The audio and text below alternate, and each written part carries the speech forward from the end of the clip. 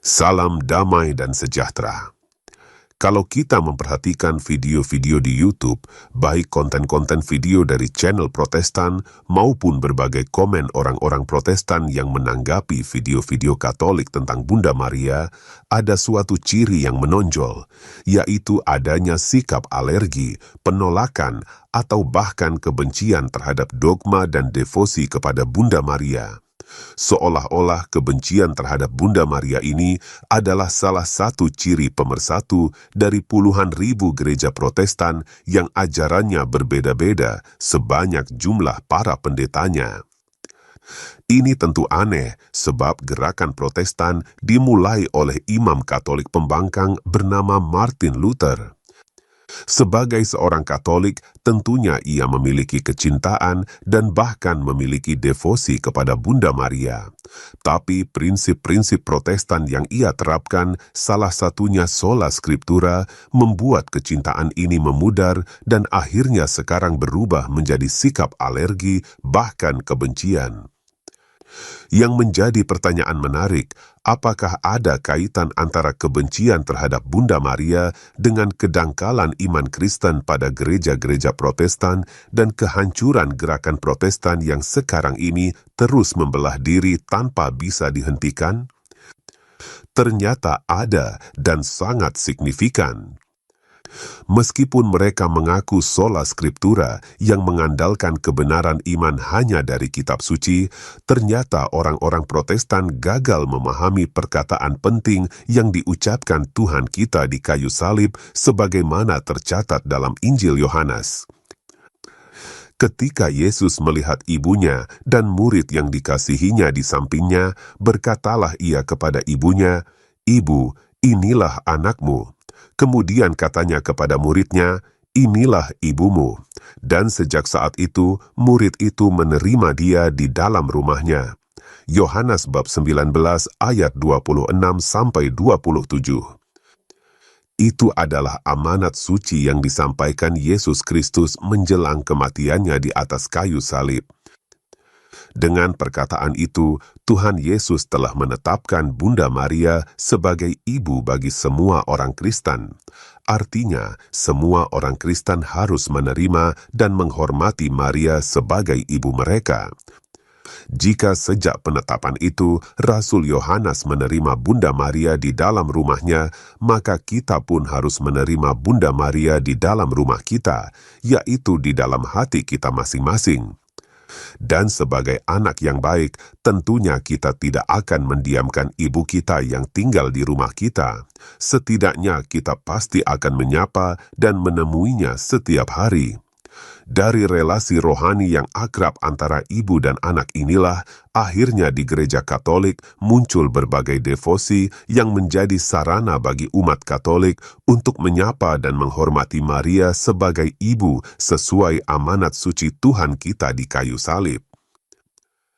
Lalu mengapa Tuhan Yesus menetapkan Bunda Maria sebagai ibu kita? Tentu ada alasan yang sangat penting. Bunda Maria adalah orang yang menjaga, membesarkan dan mempersiapkan Tuhan Yesus sebelum menjalankan misi karya keselamatan. Maka kehadiran Maria sebagai ibu kita tentunya juga dimaksudkan untuk menjaga, mendidik, dan mempersiapkan kita menjadi pengikut Yesus Kristus putranya. Masih ingat apa yang dilakukan Bunda Maria saat ia diundang ke perkawinan di Kana? Tanpa diminta oleh tuan rumah, Bunda Maria yang mengetahui adanya kekurangan anggur segera meminta Tuhan Yesus untuk menolong menyelesaikan persoalan itu. Yohanes bab 2 ayat 1-11. Apalagi jika kita sebagai seorang anak mengundang Bunda Maria ke dalam hati kita. Tanpa perlu diminta, Bunda Maria pasti akan menyampaikan segala kekurangan yang kita miliki kepada Tuhan Yesus untuk dipulihkan menurut kehendak dan belas kasih Tuhan. Dan satu hal yang paling penting, Bunda Maria adalah manusia yang paling mengasihi Tuhan kita. Maka dengan menempatkan Bunda Maria di hati kita, ia akan mengajarkan kita bagaimana mengasihi Tuhan dengan lebih baik. Jadi, Tuhan Yesus menetapkan Bunda Maria sebagai ibu bagi semua orang Kristen agar ia menjadi pembimbing, penolong, dan pelindung kita. Dan terutama agar kita dibentuknya untuk memiliki kasih yang sempurna kepada Tuhan. Ini berlaku tidak hanya bagi pribadi-pribadi Kristen, tapi juga bagi gereja sebagai komunitas umat Tuhan. Kedekatan dengan Bunda Maria sebagai ibu yang sudah diamanatkan Tuhan, itulah yang dibangun orang Katolik melalui devosi seperti doa rosario dan lain-lain. Bandingkan ini dengan apa yang terjadi pada Martin Luther dan para reformator sesat lainnya. Karena mengira berdoa kepada Bunda Maria tidak dibenarkan oleh Alkitab, mereka tidak lagi memiliki devosi kepada Bunda Maria. Selanjutnya mereka mengajarkan hal yang sama kepada para pengikut mereka. Maka sejak gerakan reformasi dimulai, relasi orang Protestan dengan Bunda Maria terus mengalami kemunduran sampai akhirnya mereka alergi kepada Maria dengan menolak dogma-dogma Maria dan membenci devosi kepadanya. Jadi, ketika di atas kayu salib Tuhan Yesus menghendaki agar kita menerima Bunda Maria sebagai ibu, orang-orang Protestan malah menolaknya. Ketika Rasul Yohanes menerima Bunda Maria di dalam rumahnya, orang Protestan malah mengusir Bunda Maria dengan menolak untuk berdevosi dan menghormatinya. Dengan kata lain, orang Protestan telah mengkhianati pesan Tuhan di kayu salib dan menjadi anak durhaka yang sampai sekarang belum juga bertobat dari kedurhakaannya yang malang. Mungkin sebagian dari mereka akan berkata kalau mereka tetap menghormati Maria sebagai ibu mereka. Tapi bagaimana bisa seseorang mengatakan ia menghormati ibunya tanpa pernah mau menyapa atau berbicara kepada sang ibu saat mereka setiap hari dapat berjumpa dengannya? Itu omong kosong. Kedurhakaan mereka yang menyedihkan ini dipicu oleh pengajaran sesat para pendeta Protestan yang mengatakan bahwa berdoa itu berarti menyembah.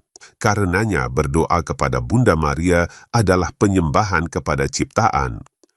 Itu bentuk penyembahan berhala yang sangat dilarang Tuhan. Tapi, siapa bilang berdoa itu harus diartikan menyembah? Berdoa dapat juga berarti komunikasi dalam roh. Perhatikan apa yang dikatakan Rasul Paulus. Demikian juga roh membantu kita dalam kelemahan kita, sebab kita tidak tahu bagaimana sebenarnya harus berdoa, tetapi roh sendiri berdoa untuk kita kepada Allah dengan keluhan-keluhan yang tidak terucapkan. Roma bab 8 ayat 26. Apakah doa Roh Kudus kepada Allah itu dalam konteks penyembahan? Tentu saja tidak. Berdoa dalam surat Rasul Paulus tadi dimaksudkan sebagai komunikasi rohani. Maka kita pun dapat berdoa kepada Bunda Maria bukan dalam arti penyembahan, tapi dalam arti komunikasi rohani antara seorang anak dan ibunya. Kini saatnya orang Protestan menyadari dan bertobat dari kedurhakaan mereka yang menyedihkan ini. Berikut adalah pesan bagi saudara-saudara yang Protestan. Jika di gereja kalian tidak dibenarkan berdoa kepada Bunda Maria, kembalilah ke dalam gereja Katolik dan terimalah Bunda Maria sebagai ibu seperti yang telah menjadi amanat suci Tuhan kita di kayu salib. Jangan biarkan para pendeta sesat itu membujuk Anda untuk menyangkal amanat suci Tuhan kita demi ajaran palsu mereka. Tanyakanlah pada mereka, dapatkah mereka mengajarkan bagaimana memenuhi amanat suci Tuhan Yesus di kayu salib untuk menjadikan Bunda Maria sebagai ibu kita? Jika mereka tidak punya jawaban, tinggalkan saja. Sudah saatnya kalian semua menjadi anak-anak Bunda Maria. Terima kasih atas perhatian Anda. Viva Christore!